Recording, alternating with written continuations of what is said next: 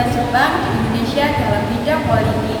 Jepang pertama kali memasuki Indonesia pada abad ke-17 melalui perdagangan. Namun, kolonialisme Jepang mencapai puncaknya selama Perang Dunia Kedua, ketika mereka menduduki Indonesia dari tahun 1942 hingga 1945. Selama masa pendudukan Jepang di Indonesia, pemerintahan kolonial Belanda digantikan oleh pemerintahan Jepang. Jepang membentuk organisasi baru seperti Pusat Tenaga Rakyat atau PUTRA dan Pusat Perjuangan atau PETA untuk mendukung kepentingan mereka. Namun, setelah kekalahan Jepang dalam Perang Dunia Kedua, Indonesia menyatakan kemerdekaannya pada 17 Agustus 1945. Selanjutnya terjadi perundingan dengan Belanda dan pada 27 Desember 1949 kedua negara mencapai kesepakatan Mindah Jati untuk mengakui kedaulatan Indonesia. Sejak itu Indonesia telah mengembangkan sistem politiknya sendiri menjadi negara yang demokratis. Indonesia merupakan negara demokrasi yang pemerintahannya terbentuk republik dan sistemnya berupa presidensial. Perkembangan politik di Indonesia saat ini menjadi perhatian bagi masyarakat Indonesia. Banyak yang mendukung keadaan pemerintahan serta politik di Indonesia, tetapi banyak juga yang tidak mendukung keadaan politik sekarang ini.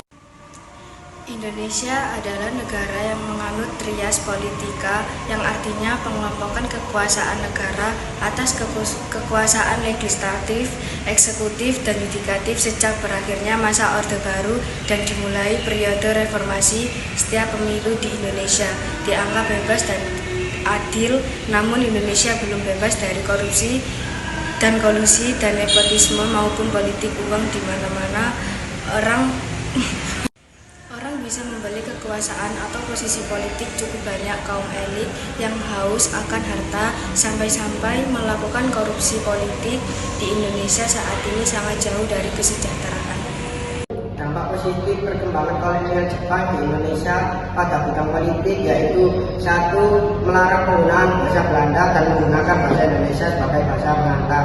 Yang kedua, dibentuknya Badan Persiapan Kemerdekaan seperti BPUPKI dan DPKI. Yang ketiga, mendirikan organisasi-organisasi politik yang bersifat massa seperti Barisan Pelopor dan Gerakan 3A. Dampak negatif perkembangan kolonial Jepang di Indonesia pada bidang politik.